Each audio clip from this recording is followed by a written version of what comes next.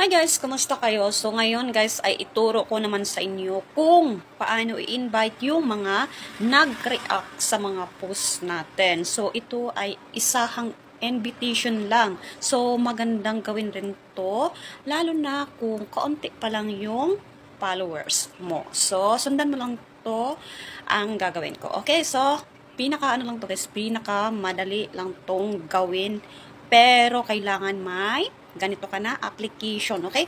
Business suite. So, dito tayo mag-invite ng mga nag-react ng mga post natin. So, let's start. Pag na-open mo na yung business suite, so dito ka lang, i-click mo yung home dito sa may baba. And then dito guys sa may taas, di ba makikita mo tong manage at saka explore. So, i-click mo to ngayong explore. Okay?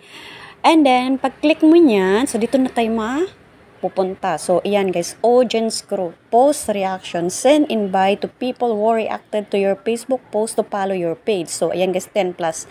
So, click mo tong send invites. So, dito na, ayan guys, invite, post reaction. Invite people who reacted to your Facebook post in the last 6 months to follow your page. So, ayan guys, so, dito naman, i-click mo yung all. So, dito ay mamili ka ng reaction kung anong gusto mo. So, sa atin ay yung like muna. So, yan, check mo lang. And then, dito sa baba ay click mo tong next na naka-highlights na blue. Okay? So, after nyan, ayan guys. So, ayan guys, di ba ang dami? 461 yung nag-like. So, ayan guys, click mo lang yung send. And then, waiting ka lang kasi loading pa yan. And then, syempre sa dami guys, umiikot-ikot pa yun, pinaikot-ikot pa yun ni Mita. And then, mag-ano naman dyan guys, makalagay na tapos na. Ayan, you send 461 pages. So, next guys, i-click mo pa rin yung select all. And then, dito naman tayo sa love. So, pwede mo ito ubusin. And then, click mo yung next. And yan, send invites to 391 pages.